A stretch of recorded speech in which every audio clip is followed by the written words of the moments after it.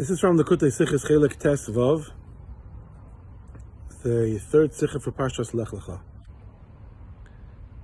There were 4 stages from the creation of the world until Matan Torah.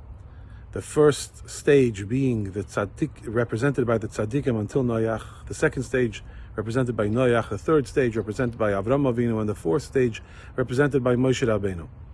And each of the stages progressively, gradually became more and more selfless and simultaneously more and more devoted to the world around them and the people around them. So the tzaddikim before Noach were like a neshama that's totally, completely devoted to Hashem, but not interested in influencing the world or influencing other people. Like a neshama, whose only interest that the neshama has in the body is the fact that without the body he can't do mitzvahs, but not that the neshama is interested in elevating the body or making it holy. And so you have a person who does the right thing, but doesn't have any interest in reaching out to those around them.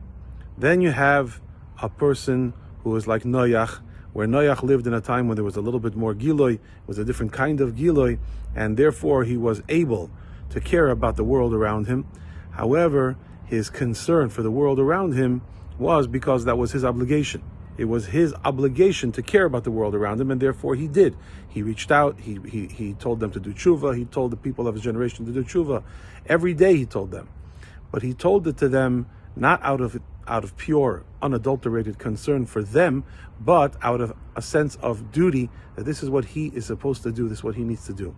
And this is like a person who does reach out to the world around them, and does reach out to other people, and does try to be mikad of other people, but not out of a sense of devotion or love or empathy with the people, but rather out of a sense of duty, that this is the right thing to do. You got to reach out. It's not enough to be good yourself. You have to reach out to each others. And so they reach out, but they reach out in order to fulfill their own sense of obligation, in order to fulfill their own spiritual duties. Then you have a person that's like Avram Avinu. Avram Avinu lived in an era when the Giluyim of Matan Torah were already beginning to stir, and therefore Avram Avinu lived a life that was Mesiras Nefesh. He was able to throw himself aside for other people, and he was able to daven for people, even people like the Anshe Sodom, even people like the wicked people of Sodom. He davened for them, and he cared for them, and he stood up to Hashem for them. It was even Mesiras Nefesh. The only thing that was lacking in the days of Avram Avinu was 100% selflessness and 100% concern for the other, unrelated, unconnected to yourself. And that expressed itself in the fact that Avram Avinu davened for the Anshe Sodom, that they should be saved in the schus of the tzaddikim, not in their own schus, not that they themselves have their own merits, but rather because Avram thought that they are suitable and have the potential to do tshuva, they should be saved in honor of the tzaddikim that he thought lived there.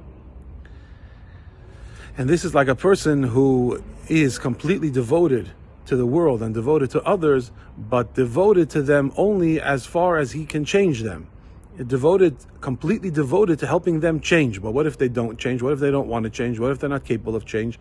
What if you're not going to succeed in making the person better? Then what about then there's no devotion.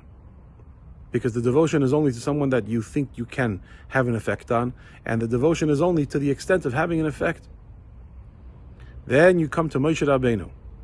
Moshe Rabbeinu lived in the era of Matan Torah, which took the Yidden completely out of their own gedarim, completely out of their own constraints, out of the limitations of their own identity, and made it possible to have true v'ahavta l'recha kamocha. We see that by Moshe Rabbeinu, that he cared about the people who worship the golden calf, the Egel Azav, and he davened for them, not in the schus of any tzaddikim, but for their own sake, that they should be saved, just purely because of his obviously Yisrael for them. So the beginning of this Matan Torah attitude begins in Parshas Lecha, because Lecha means get out of yourself. The ability to get out of yourself and to love others because of them, and to be devoted to others because of them, not because of you, not even because of your neshama, not even because of your obligation to love them, but to care for them based on them and based on what they need. That began with Avram and was completed by Moshe Rabbeinu.